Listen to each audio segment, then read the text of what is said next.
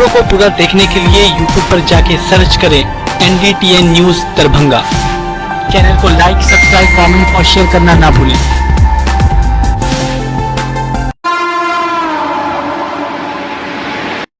Headlines के प्रायोजक हैं Delhi public school Kadrabad Darbhanga, CBSE से मान्यता प्राप्त विद्यालय, नर्सरी से 10th तक की बेहतर शिक्षा व्यवस्था। नामांकन सत्र प्रारंभ जल्द, संपर्क करें। ज्ञान सहिता पब्लिक स्कूल रोहेलागंज कादराबाद दरभंगा। हमारे यहाँ बच्चों को दी जाती है अच्छी शिक्षा व्यवस्था, बच्चों को बनाया जाता है अनुशासित, अनुभवी शिक्षकों द्वारा शिक्षण व्यवस्था। नामांकन सत्र प्रारंभ, तो जल्द संपर्क करें।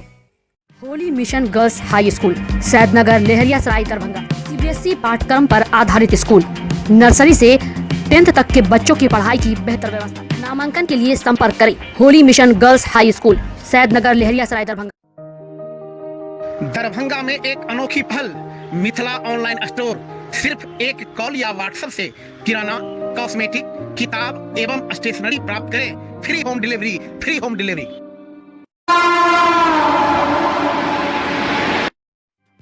कुशेश्वर स्थान पूर्वी प्रखंड क्षेत्र में बाढ़ ने दस्तक देते ही धीरे धीरे तबाही मचाना शुरू कर दिया है। बाढ़ की तेज रफ्तार ने इटहर पंचायत के समारोह गांव में बने हेल्थ एंड वेलनेस सेंटर को शनिवार को धाराशाही कर दिया। बता दें कि कुछ दिन पूर्व ही इस भवन की मरम्मती 4 लाख रुपए से किया गया था तथा इस स्वास्थ्य केंद्र से 4000 की आबादी लाभ उठा रहे थे। दरअसल कमला नदी में उफान आने के बाद तटबंध के अंदर बसे गांव चारों तरफ से पानी से घिर गया है, जिसके कारण लोगों का प्रखंड मुख्यालय से गांव का संपर्क टूट गया है। लोग जैसे तैसे करके नाव के सहारे बाजार पहुंचते हैं। वहीं बाढ़ के पानी की बढ़ती रफ्तार को देखते हुए अंचल प्रशासन द्वारा तटबंध पर नजर रखा जा रहा है। साथ ही गांव के लोगों को अलर्ट भी रहने को कहा गया है। वहीं हेल्थ एंड वेलनेस सेंटर के धाराशाही होने के बाद इलाके में लोगों को डर सताने लगा है। लोगों का कहना है कि पानी तेज रफ्तार से बढ़ रहा है। अगर इस तरह पानी बढ़ता रहा तो हर साल की भांति इस वर्ष भी तबाही आएगी। वहीं उन्होंने कहा कि इस प्रखंड के 10 पंचायत बुरी तरह बाढ़ से न सिर्फ प्रभावित होते हैं बल्कि जान माल के साथ ही घर को भारी क्षति हो जाती है।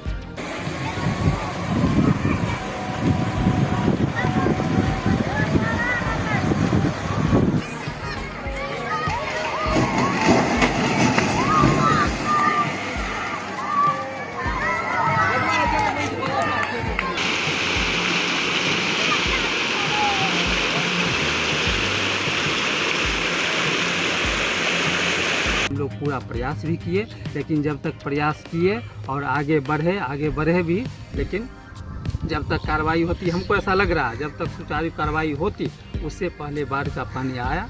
और मुख्य वजह उसको मुख्य मार्ग नहीं मिलने से सामने हॉस्पिटल था, उसको तो कारण इस हॉस्पिटल के टूटने से कितने लोग प्रभावित हैं उसे लगता है? इस हॉस्पिटल के टूटने से मुझे लगता है कम से कम 3500-4000 लोग प्रभावित होंगे।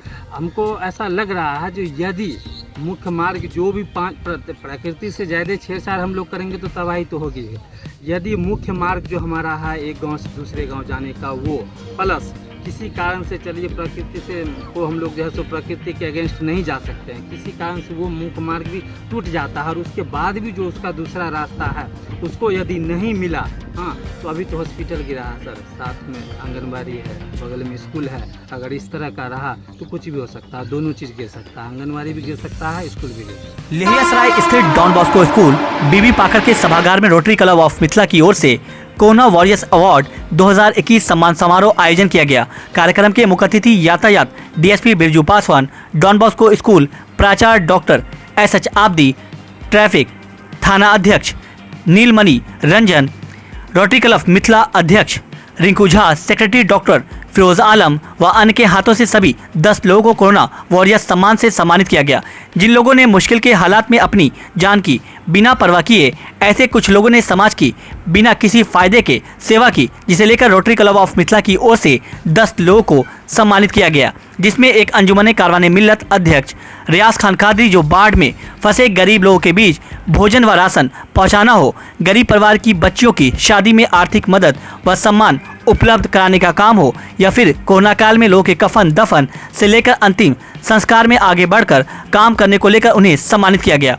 वहीं अन्य लोगों में कबीर सेवा संस्थान के नवीन कुमार सिन्हा, डॉक्टर ज्योति प्रकाश, करण, अल हलाल hospital doctor AN Aarzoo, doctor Yusuf Faisal, doctor Manish Kumar Prasad, Raghavendra Kumar, Umashankar Chaurasia, Ayush Khedia, किरण बबूना को भी सम्मानित किया गया। इन सभी लोगों ने समाज में रह रहे लोगों की उस वक्त मदद की जब हर कोई कोरोना महामारी जैसी बीमारी से अपनी जान बचाते हुए लोगों से दूरी बनाए हुए रखे थे, लेकिन उस हालात में भी इन लोगों ने बढ़ चढ़कर लोगों की मदद की और मिसाल कायम की।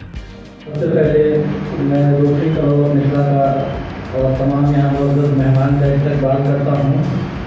इनके लिए बस एक शेर कि किस किस का नाम बोलूँ, किस किस को छोड़ डालूँ, जो ज़र्रा जिस जगह है वहीं आफताब है। तो यकीनन ये कोरोना काल जो हमारे बीच से गुजरा, यकीनन ये भुलाए नहीं भुला सकते हम। बस मैं तमाम लोगों का शुक्रिया अदा करता हूँ कि जिन लोगों ने भी इस कोरोना काल में बहुत मदद किया, उन सबके लिए दुआ भी करता हूँ कि अल्लाह सलामत रखे। जो हमारा एक्सपीरियंस था इस कोरोना काल में कि जहाँ इंसानियत बिल्कुल दफन हो चुकी थी, वहाँ कहीं ना कहीं हम लोगों को अल्लाह तबारक तआला की तरफ से मदद हुई। और ये जितने अच्छे लोग जो आज यहाँ जमा है, इस तरह पता नहीं सैकड़ों लोगों की दुआएं हमारे साथ थी कि रात के 2-2 बजे जहाँ रिश्तेदार जनाजे को हाथ लगाना तक मुनासिब नहीं समझते थे, हम लोगों ने वो हिम्मत करके उनको दफन किया। मोबाइल के रोशनी से सिर्फ अंधेरी कब्र में उतर कर उनको दफन करते थे, तो आज भी वो मंजर याद आता है। बस मैं एक ही बात कहना चाहूँगा कि आप बीमारी से नफरत करें, बीमार से नहीं, और किसी भी हाल में इंसानियत को मरने नहीं दें। मंच में विराजमान डीएसपी साहब, आफिस साहब, रिंकू जी और रोटरी क्लब मिथिला के वरिष्ठ सदस्यगण और मनी सर, मैं सबका शुक्रिया करता हूँ, धन्यवाद करता हूँ कि आपने मुझे बुलाया और यहाँ सम्मानित किया। और ये सब प्रेरणा स्रोत होता है कि भाई हम लोग आगे और भी काम करें और सब लोग जो भी होता है बेस्ट को कर सके अपना। हमारा नया अस्पताल खुला था अपना एक्स हॉस्पिटल, और उसी समय जस्ट कोरोना आ गया, तो क्योंकि हमारा एक्चुअल सेटअप था तो लोगों ने इंस्ट्रक्शन किया, बोला कि ये सही जगह है, हम लोग और एक और अस्पताल रख सकते हैं। उस समय हमारे पास सिलेंडर भी था, उसमें सिलेंडर का भी बोर्ड का भी था, सिलेंडर भी नहीं था, तो बड़ा सर आप करिए और हम लोग जो कर सकते हैं। सिन्हा जी, इन दो को सलाम है, प्रणाम है, आदाब। जब सभी लोग हम लोग सब लोग जब फरार हो जाते थे, ये लोग आके चार कांधा देने के लिए आदमी नहीं मिलता था। मेरा अपना दोस्त जिसके फादर का डेथ हो गया तो कोई उठाने वाला नहीं था, ये लोग गए, इन्होंने सब काम किया।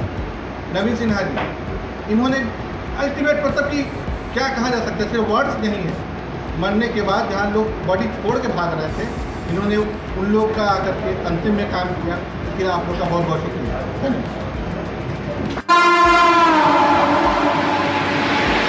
रविवार को मिथिला स्टूडेंट यूनियन के विश्वविद्यालय प्रभारी अमन सक्सेना के नेतृत्व में दरभंगा राजकिला के समीप टूटे पुलिया का निर्माण कराने को लेकर 1 दिवसीय सांकेतिक धरना राजकिला परिसर के समीप दिया गया। इस बाबत एमयूसी के विश्वविद्यालय प्रभारी अमन सक्सेना ने कहा कि बड़े ही शर्म की बात है कि इस पुलिया निर्माण को लेकर भी हम लोग को आज धरना देना पड़ रहा है। पिछले 5 महीने से पुलिया टूटा हुआ है, जिस ओर प्रशासन का ध्यान नहीं जा रहा है। लोगों को काफ़ी कठिनाई का सामना करना पड़ रहा है। आम आदमी पुलिया किनारे गिरे पुल के सहारे रास्ता पार करने को मजबूर है। अगर जल्द इस ओर ध्यान नहीं दिया गया तो एक बड़ी घटना घट सकती है। चलेगी नहीं चलेगी, गम्मागिरी बंद करो, बंद करो, बंद करो। आवाज जिंदाबाद, जिंदाबाद, इंकलाब जिंदाबाद, जिंदाबाद, जिंदाबाद। विधायक ते निकम्मागिरी नहीं चलेगी।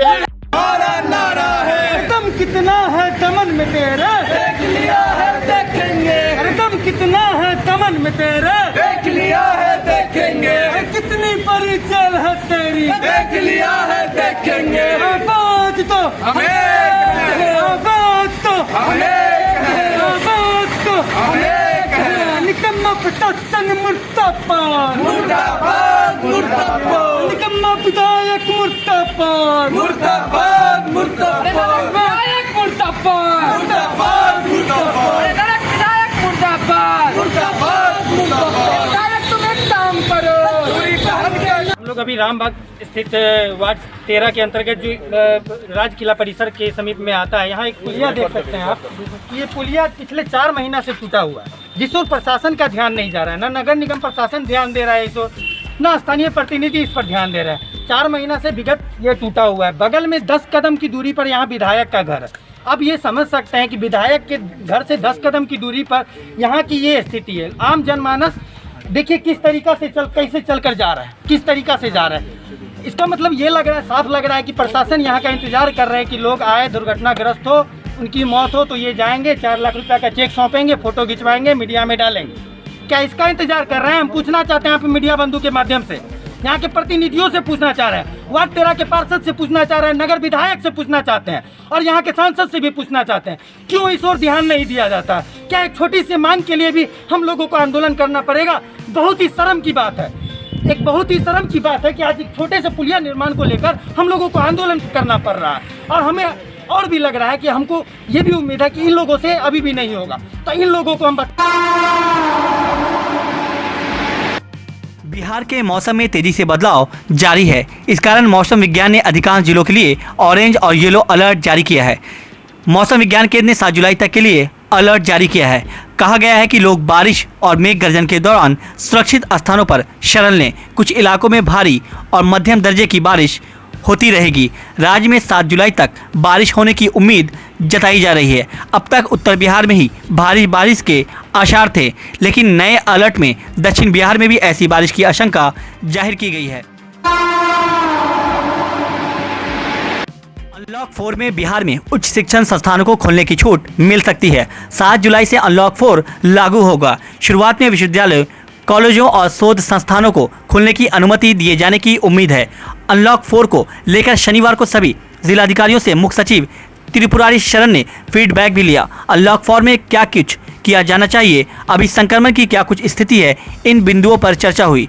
जानकारी के मुताबिक वीडियो कॉन्फ्रेंसिंग के माध्यम से इस बैठक में अधिकांश की यह राय रही कि पूरी तरह से अनलॉक किए जाने से कोरोना संक्रमण बढ़ने का अभी खतरा है, इसलिए अनलॉक 3 में लागू प्रतिबंधों में थोड़ी और सहूलियत के साथ अनलॉक 4 लागू किया जाना चाहिए। मुख्य सचिव द्वारा सभी जिलों और विभागों के विचार और सुझावों से मुख्यमंत्री नीतीश कुमार को अवगत में थोड़ी और सहूलियत के साथ कराया जाएगा। इसके बाद मुख्यमंत्री के अनलॉक 4 लागू किया जाना चाहिए। मंत्री और पदाधिकारियों की मुख्य सचिव द्वारा सभी जिले और बैठक के बाद अनलॉक 4 पर अंतिम विभागों के विचार और सुझावों से निर्णय लिया जाएगा, जो 7 जुलाई से प्रभावी होगा। दुकानों को खोलने के मामले में भी रियायतें दी जा सकती हैं। सभी तरह की दुकानों को 7 दिनों खोलने के साथ साथ इसे खुला रखने के समय में भी बढ़ोतरी करने पर विचार चल रहा है। अभी दुकानों को शाम 7 बजे तक खुला रखने की अनुमति है। खाने पीने, कृषि से संबंधित दुकानों व आवश्यक वस्तुओं को छोड़कर अन्य दुकानों को एक दिन बीच करके खोला जा रहा है। शादी समारोह में अभी 25 लोगों तक की उपस्थिति की अनुमति है। साथ ही डीजे और बारात जुलूस पर पूरी तरह रोक है। अनलॉक 4 में शादी समारोह में रियायतें मिलने की उम्मीद है। समारोह में शामिल होने वाले लोगों की संख्या को और बढ़ाया जा सकता है। इसी तरह अंतिम संस्कार, श्राद्ध कार्यक्रम में भी उपस्थित होने वाले लोगों की संख्या को और भी बढ़ाया जा सकता है। गौरतलब हो कि 5 मई से सबसे पहले राज्य में लॉकडाउन लगाया गया। इसके बाद से कोरोना संक्रमण तथा इसकी दर में कमी आई। इसके बाद अनलॉक 1 की शुरुआत 16 जून से की गई। हालांकि अभी भी पिछले सप्ताह भर से राज्य में प्रतिदिन 150 से अधिक कोरोना के नए संक्रमित मिल रहे हैं। इस अनुपात से भी महीने में 5-6 हज़ार संक्रमित हो जाएंगे। ऐसे में अभी भी पूरी तरह से एहतियात बरतने की जरूरत है।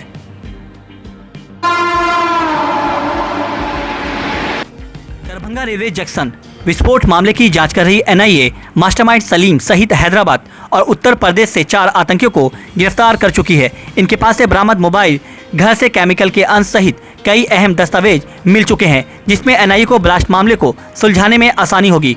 आतंकियों की साजिश देश के कई हिस्सों में विस्फोट करने की थी।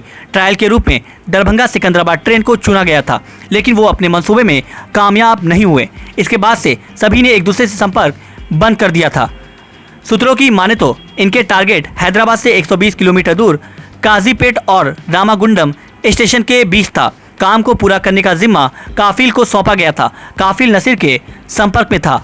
आतंकी घटना को अंजाम देने के लिए लश्कर, आईएसआई और इंडियन मुजाहिदीन के आतंकियों का हाथ होने से इनकार नहीं किया जा सकता है। ट्रेन में ट्रायल सफल होने पर या स्लीपर सेल की मदद कई जगह धमाका करने की योजना बना रहे थे। एनआईए 3 आतंकियों को रिमांड पर ले चुकी है और जल्द ही मास्टरमाइंड को भी रिमांड पर लेकर सभी को आमने सामने बैठाकर पूछताछ करेगी। रविवार को शराफ मैटरनिटी सेंटर में निसंतानता का मुफ्त परामर्श शिविर लगाया गया। कई मरीजों ने इसका लाभ भी उठाया। शिविर में डॉक्टर प्रियंका शराफ ने जानकारी देते हुए बताया कि बांझपन को एक उपचार योग स्वास्थ्य समिति के रूप में स्वीकार किया जाता है। बांझपन लिंग विशिष्ट नहीं है और अब केवल शहरी आबादी से जुड़ा नहीं है। तकनीकी प्रगति के साथ बांझपन का इलाज दवा दूरबीन द्वारा सर्जरी या IUI, IVF, INCA-RTC किया जा सकता है। पिछले कुछ वर्षों में IVF की सफलता दर से प्रभावशाली वृद्धि हुई है। उन्होंने बताया कि प्रसव को हर किसी के जीवन में एक आवश्यक भूमिका माना जाता है और एक महिला को योग्यता को मापा जाता है, जिससे यह बांझपन के आसपास एक सामाजिक भेदभाव पैदा करता है। आइए आपको सुनाते हैं कि और क्या कुछ जानकारी दी गई।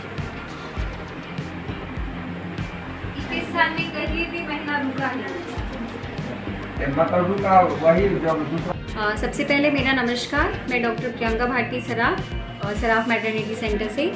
आज 4 जुलाई को हमने इनफर्टिलिटी कैंप यानी निशानतानता के लिए कैंप आयोजित किया है, जिसमें हम वैसे मरीजों को मुफ्त में परामर्श दे रहे हैं और उन्हें सलाह देंगे कि आखिर वो उनके पेरेंट्स बनने में क्या प्रॉब्लम्स आ रही हैं और उन्हें हम लोग कैसे ठीक कर सकते हैं। तो उसके लिए कुछ हम लोग प्राइमरी जांच होती है और कुछ एग्जामिनेशंस होते हैं जो हम लोग पेशेंट्स को करते हैं, दोनों मेल और फीमेल जो कि इक्वली रिस्पॉन्सिबल होते हैं। दोनों की जांच करा के फिर हम लोग देखेंगे कि उनमें क्या प्रॉब्लम है और फिर उसके अनुसार उनको सलाह दी जाएगी कि वो क्या करें ताकि उनका आगे इलाज हो सके।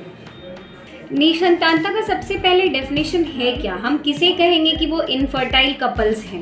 जैसे कि अभी आजकल बढ़ता जा रहा है, हर 6 कपल में 1 कपल ऐसे होते हैं जिन्हें बच्चा ठहरने में कुछ दिक्कतें आती है। मैं नहीं कहूँगी कि वो इनफर्टाइल होते हैं, बट उनको कुछ दिक्कतें आती हैं जिसको काउंसलिंग से भी ठीक किया जाता है और डिफरेंट स्टेप्स के थ्रू हम लोग ठीक करते हैं। तो इसमें ये है कि पहले हम लोग कहते हैं कि जिनकी शादी को 1 से 1.5 साल हो गया है और वो साथ में रह रहे हैं लगातार बिना किसी प्रोटेक्शन के, और अगर वो उनमें बच्चा वो नहीं पैदा कर पा रहे हैं, तो फिर वो इनफर्टाइल कहलाते हैं कि उन्हें परामर्श की ज़रूरत है या उन्हें कुछ असिस्टेड रिप्रोडक्शन की ज़रूरत है जिसमें हम उनको कुछ मदद कर पाएँ।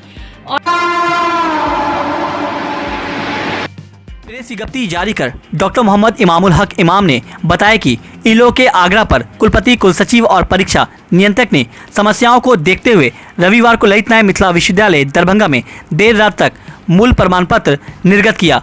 प्रमाण पत्र पाकर छात्राओं, दरोगा व शिक्षक भर्ती के लिए अभ्यर्थियों में खुशी की लहर देखने को मिली। सभी ने विश्वविद्यालय प्रशासन और पूर्व स्नातक निर्वाचन क्षेत्र प्रत्याशी डॉक्टर मोहम्मद इमामुल हक इमाम को धन्यवाद दिया।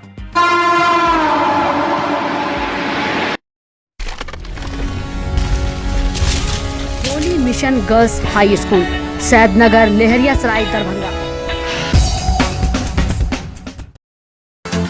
CBSE पाठ्यक्रम पर आधारित स्कूल, नर्सरी से 10th तक के बच्चों की पढ़ाई की बेहतर व्यवस्था।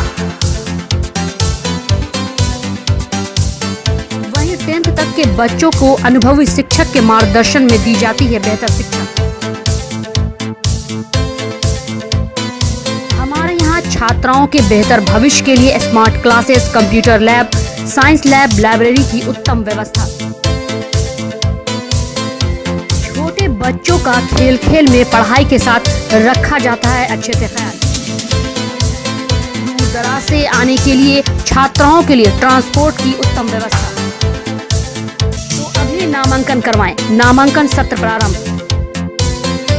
नामांकन के लिए संपर्क करें holy mission girls high school, Saidnagar, Laheriasarai, Darbhanga.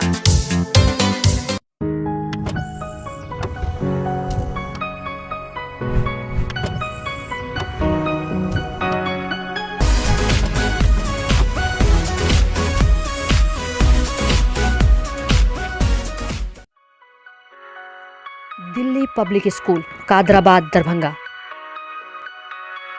CBSE से मान्यता प्राप्त स्कूल, नर्सरी से 10th तक के बच्चों की पढ़ाई की बेहतर व्यवस्था। अनुभवी शिक्षक के मार्गदर्शन में दी जाती है बेहतर शिक्षा। हमारे यहाँ छात्रों के बेहतर भविष्य के लिए smart classes, computer lab, science lab, library, hostel की अच्छी व्यवस्था।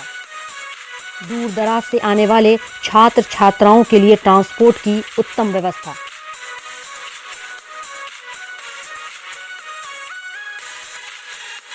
तो अभी नामांकन करवाएं। नामांकन सत्र प्रारंभ। नामांकन के लिए संपर्क करें दिल्ली पब्लिक स्कूल, कादराबाद, दरभंगा।